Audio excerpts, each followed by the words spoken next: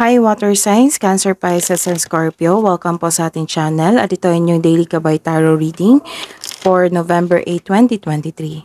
Please be reminded that this is general reading po, so maaari kayong makarelate o hindi, just take what resonates. Gamitin ang reading na ito bilang gabay lamang. Balik po kayo dito bukas para sa ating Daily Gabay Tarot Reading.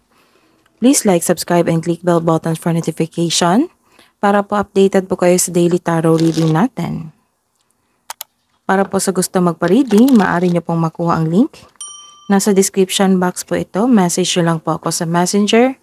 Maraming salamat po. Spirits Guide. Ganap po nga sa araw...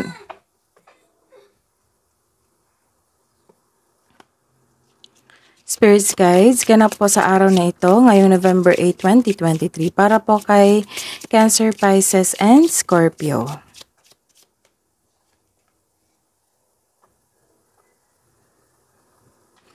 May expectation kayong darating. It might be, inaantay nyo. May expectation kayo. It might be a person na darating or isang mensahe or isang bagay.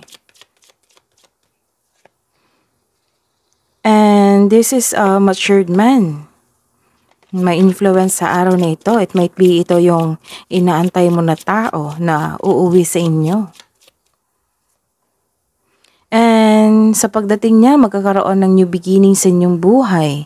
Ma-end na yung cycle sa inyong buhay at magkaroon ng new beginning. This is new beginning, new cycle sa inyong buhay, transition, and pwede din paglilipat ito.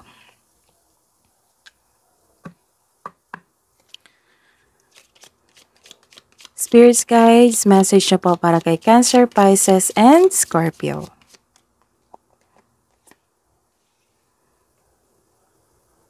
So, let go of your fear. May naramdaman kang takot ka dito. May naramdaman kang takot dito. So, this card tells you not to let go of your fear. So, open communication. Voice your concerns. So, kailangan mong i-open up sa taong ito. It might be this person na yung concern mo. Ayos lang natin.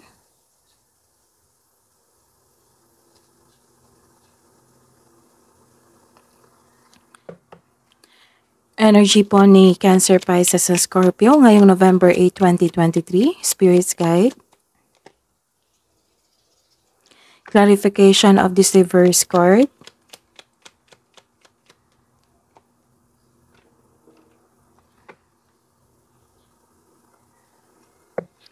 Career and money. Career and money ni Cancer, Pisces, and Scorpio sa araw na ito, November 8, 2023, Spirits Guides. Clarification of this card.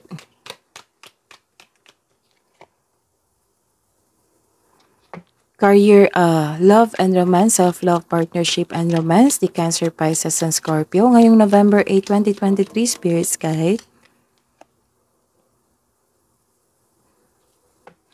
Clarification of this card.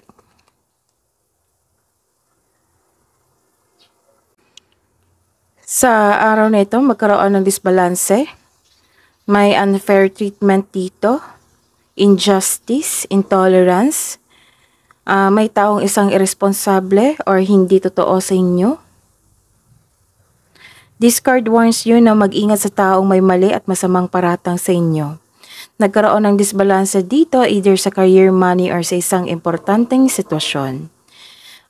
This card advise you to find your voice and stay strong to your values basta panatilihin mo maging totoo. So this is a reverse card. The clarification is a reverse card. Nagkaroon po ng delay sa pagdating ng isang bagay o sa isang tao kasi may expectation ka dito eh. Kaya inaantay mo, habaan yung pasensya na nagkaroon ito ng delay. This is a delay to your success in some way. This is disappointing but only a temporary setback. The delay is all part of the process, so stick sa iyong plano at continue to work diligently. You're almost there. Don't give up now. So, may reverse card dito na Justice, and dito sa career and money mo, naka-upright na po siya. So, this is a judgment. Ito na po yung judgment. This is awakening, acceptance, may purpose, nagkaroon ng self-assessment. Ang sabi dito na don't allow past mistakes or decisions in the realms of finance and career to define you. Instead, mag-focus ka on releasing the past and move forward into a new and more successful period. So, acknowledge for your success is coming. Parating na po, may financial growth din ang magaganap. So, may success dito sa isang career, sa inyong career at sa inyong kaperahan. This card tells you na answering the call to action creates new opportunity. So, surrender, accept, release, and forgive yourself. Forgive the other person and forgive the situation. Kailangan i-let go mo yan para darating itong acknowledgement sa iyong success at sa inyong financial growth. Nagkaroon ng emotional stability dito, empathy. You are moving into a relationship role sa work or nakikita nilang magaling ka na leader. Stable ka na sa napiling career at financial stable ka na. Sa buhay pag-ibig, nag-decide ka nang mag-move on mula sa mapanakit na pangyayari. Sa mga may relasyon, posibleng itong nagpasya kayo mag-live-in or maglipat bahay kayo para magbuo ng pamilya. So, this is a confirmation na may change of cycle dito. Nagkaroon ng new beginning sa inyong buhay, nagkaroon ng ending at papasok na kayo sa isang new cycle sa inyong buhay. Nagkaroon ng changes. This is also a completion of cycle. Ito ay nakatadhana sa inyo. This is a happiness. Nakadestiny ito sa inyo, nagkaroon ng good luck and good karma. Sa mga single dyan, may chance na ma-meet mo yung new romantic partner mo ngayon. Sa mga may relasyon na may problema or nagkaalitan kayong the other day, or hindi nagkaunawaan sa isang bagay, sa isang sitwasyon. This is good news kasi may pagbabagong darating na ikakasayan nyo na maging happy kayo. So this can also means a blessing in your relationship. May magandang new experiences after a time of sadness.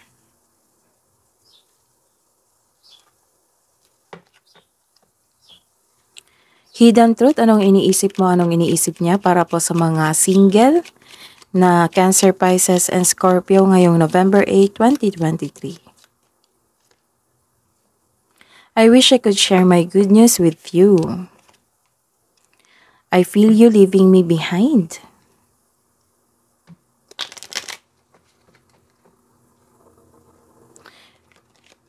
Para po sa mga may relasyon na Cancer, Pisces, and Scorpio ngayong November 8, 2023. I lost myself for a little while. And my life is not as together as it seems. Love advice po para sa mga single. Para magkaroon kayo ng self-care, na mas i-love nyo po yung sarili nyo. Spirits guides, love advice po para sa mga, ulitin natin. Spirits guides, love advice po para sa mga single na Cancer, Pisces, and Scorpio ngayong November 8, 2023. So, spend time with your friends, close friends.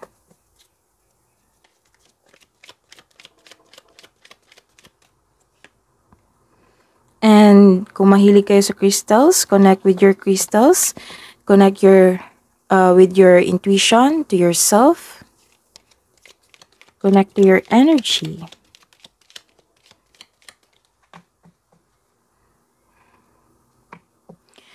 Love advice po.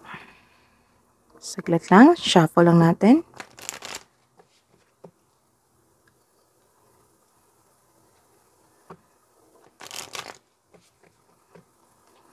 Love advice po para sa mga may relasyon, buhay asawa, mag-asawa, or couple na Cancer, Pisces, and Scorpio ngayong November 8, 2023. Boundaries. Having sensible boundaries is important. Yes, kasi para makapag-isip tayo ng mabuti. Kung bigyan ng space natin yung sarili natin at yung kapareha natin. Para makapag-isip kasi kung magkaroon ng space, may realization yan.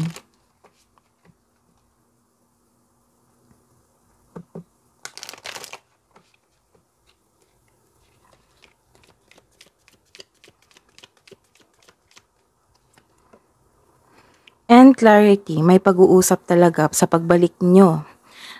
May clarity dito. Take time to think about your situation to gain clarity.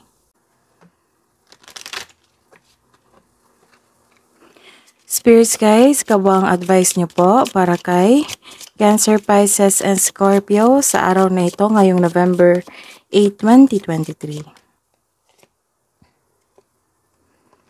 Friendship. This is friendship and friendship. So, spend time to your friends. Kung wala kayong friends, spend time to your family, to your siblings. So, nurture your relationship.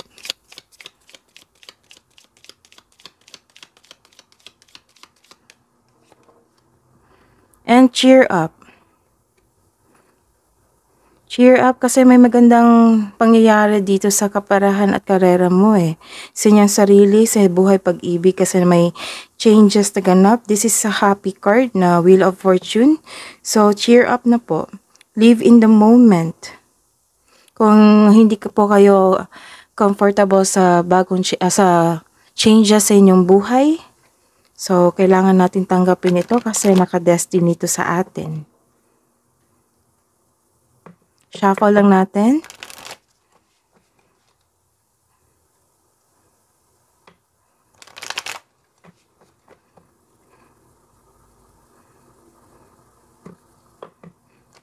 Baka kailangan lang ng spend time to your family and friends na i-open up mo yung concern mo sa inyong trabaho, sa inyong relasyon. Baka po makakatulong sila. Or kailangan mo lang yung may taong makinig sa inyo para maibsan po kayo sa inyong lungkot, sa inyong disappointment. Spirits guys, angels, archangels, message nyo po para kay Cancer, Pisces, and Scorpio ngayong November 8, 2023. Message from Archangel Raphael.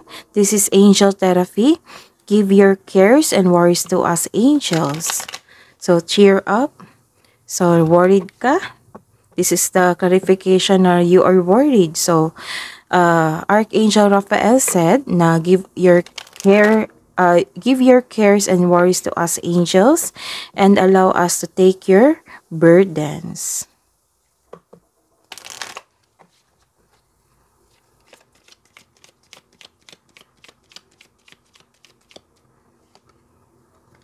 Message from Archangel Uriel. Yes, your idea is divinely guided. Please take action to bring your idea to fruition. So, kung may nabigla kayong naisip na new idea sa isang bagay, yung mga taong nag-iisip dito ng isang pandagdag income, ayon. Ito yung sagot ni Archangel Uriel. Yes, your idea is divinely guided. Please take action to bring your idea to fruition. So, connect to your intuition para makuha mo itong message na ito. That is your reading po. That is your reading, Cancer, Pisces, and Scorpio. Please like, subscribe, and click the bell button for notification para po updated po kayo sa daily tarot reading natin. Maraming salamat po.